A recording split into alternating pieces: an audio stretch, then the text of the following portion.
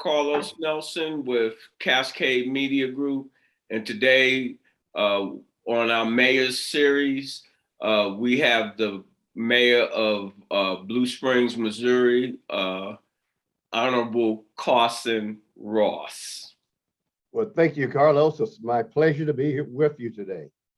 Hey, Carson, talk to our audience a little bit about yourself, how long you've been in the mayor seat and in politics, and tell our audience a little bit of what's going on out there in Blue Springs. Well, we'll start out by introducing myself to a lot of people that probably, maybe have heard of me. Ironically, I've been involved in politics in Blue Springs for probably 40 years as a Black man representing a predominantly white area. And started out basically on the Blue Springs Board of Aldermen City Council in 1981. Spent 8 years, left there and went to the Missouri House of Representatives and spent 14 years in the House of Representatives. Then between that time, I served as a Veterans Commissioner for the state. And in 2008, I was elected mayor and I've served 14 years. So at the end of this term, I would have served 16 years as mayor of Blue Springs, which is the longest serving mayor in the Blue Springs history. So I've had a long area, but I also paralleled that with the job that actually paid the bills to raise a family. And I had 39 years with Hallmark cards as well. Now, tell you a little bit about my city. My city is a growing city. It's a city on the move and on the right track. We're the 10th largest city in the state of Missouri and the 8th largest city in the greater Kansas City area, including both sides of the state line. So we have a lot going on. We have a lot of residential growth. And the residential growth, I think a lot has to do with the reason I moved to Blue Springs 48 years ago. Affordable housing and a good educational system. Blue Springs school system is one of the best in the nation. As a matter of fact, my oldest daughter has been a teacher for 26 years, and I have a granddaughter that's been a teacher for about 5 years. So anyway, yeah, it's a great city to live. Certainly we have our challenges like any other city. My primary objectives is infrastructure and economic development. We try to govern from the bottom up rather from the top down. We like to listen to our citizens and see what their interests are, because after all, they're the ones paying the bills. And so we do a citizen survey every couple of years or so to kind of get the pulse of the community. What are your number one priorities? And it always comes back streets. And one of the things that we are confronted with is in the state of Missouri, if you buy something from a local brick and mortar store, you pay sales tax, and that's how we get our revenue.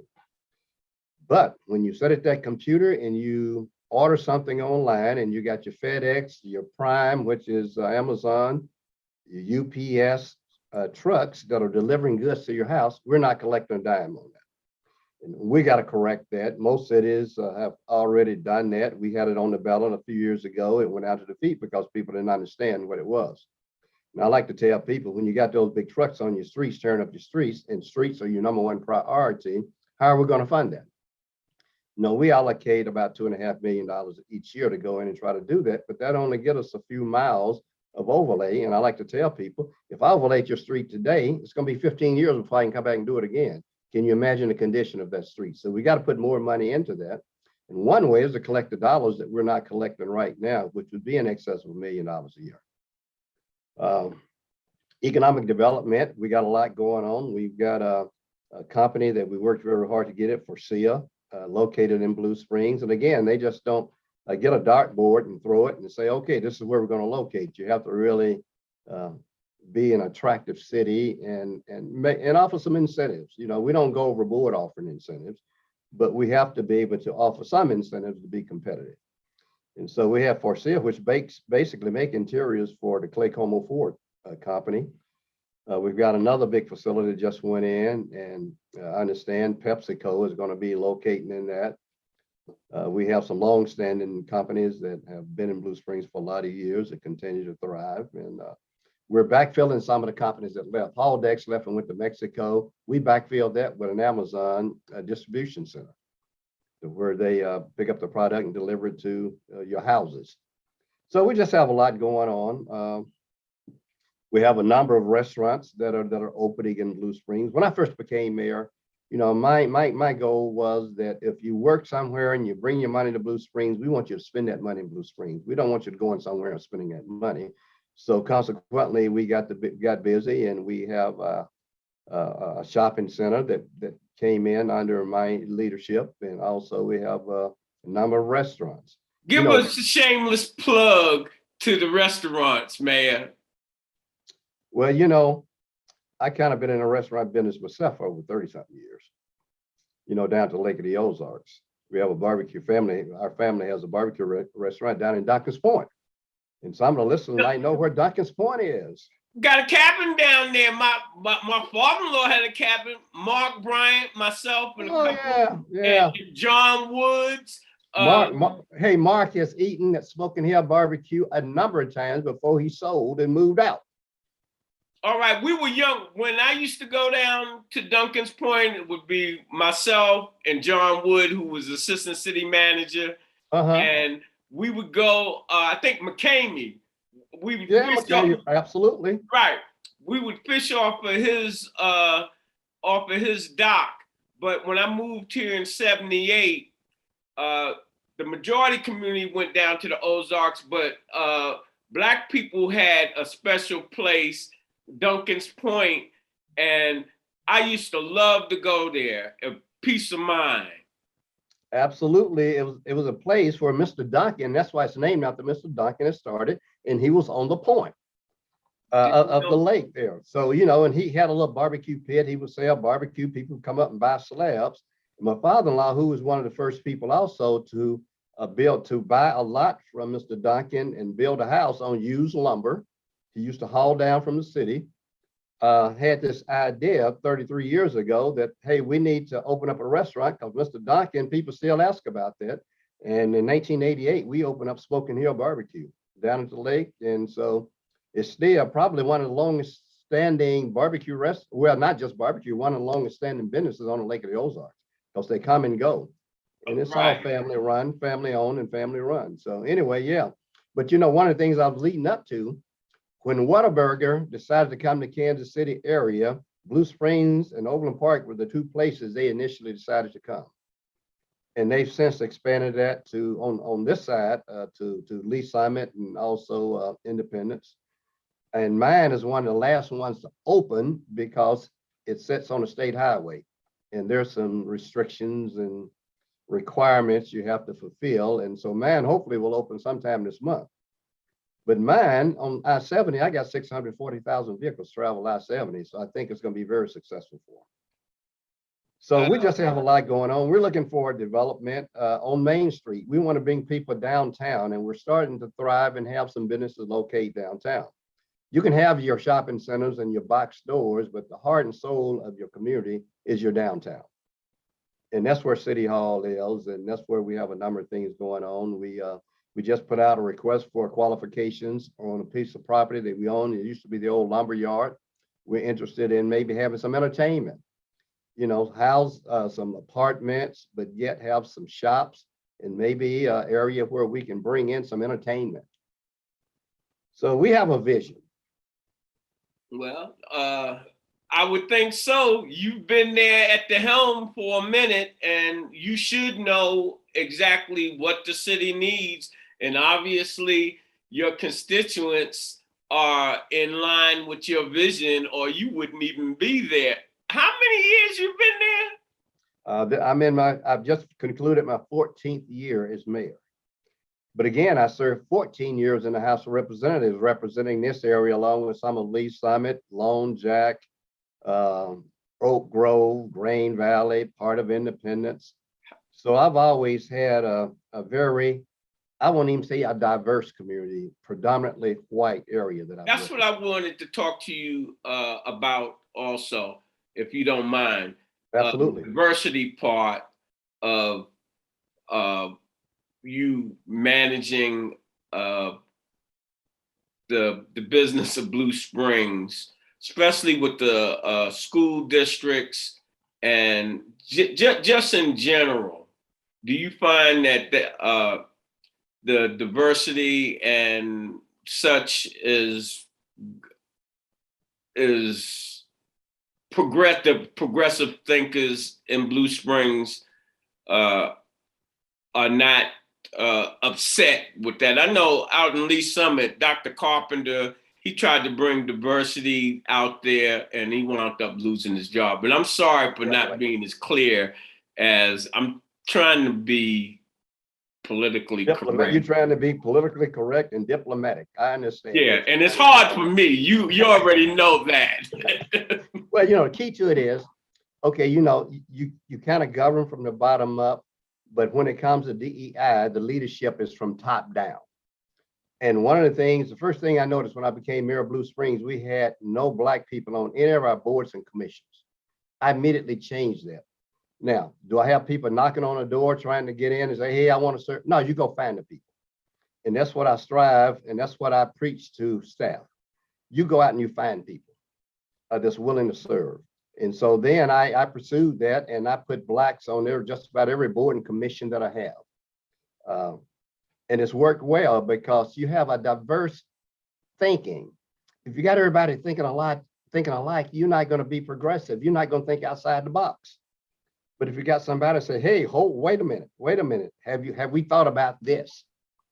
Then I think you're going to be more successful. So I've been the only Black that have served in an elective office in the history that I've been here in 48 years.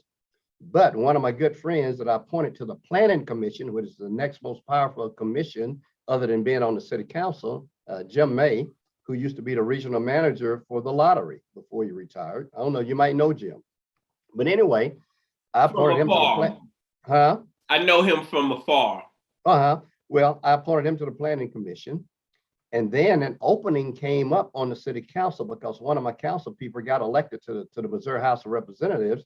So I make an appointment during the interim until the next election. I appointed Jim to the city council.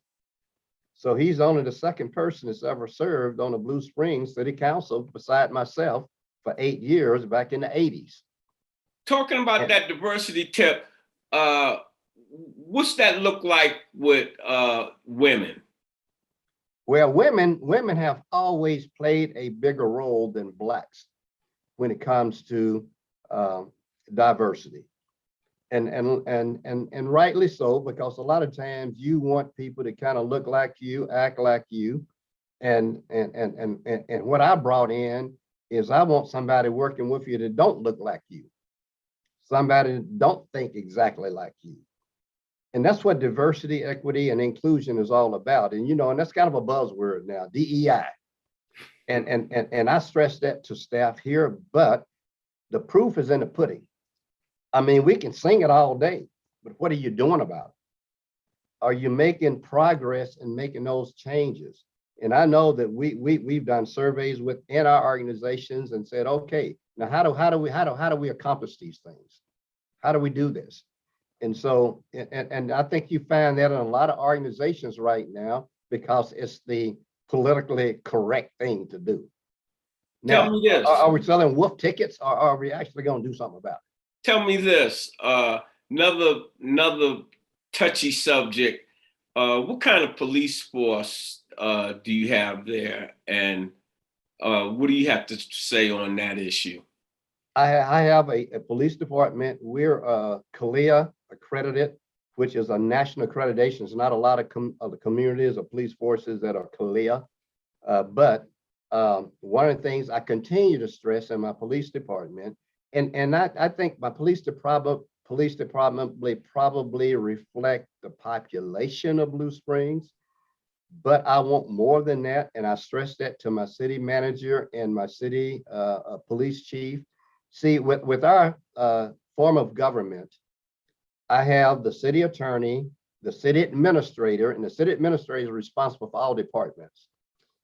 2 judges and the prosecuting attorney report back to me in the city council. Is the city administrator like Kansas City's, our form of government here in Kansas City with the city manager, basically? Yeah, that's the person that's responsible for your day-to-day operation. That's the person that all the department heads report to. Now, the key to it is I typically don't go down and start telling. Now, sure, I inquire of city department heads. I let the city manager know so that he can be aware in case he needs to address something, because they don't report directly to me, but he does or she does. Right. Okay. And so I stress, and one of the things I stress now in Blue Springs, and some of them just don't have an interest in doing, of the people that are presently on the force, I want to see them excel beyond just being a patrol person. I want to see them become sergeants, lieutenants, captains, deputy chief. Advancing their careers, not just advancing their career.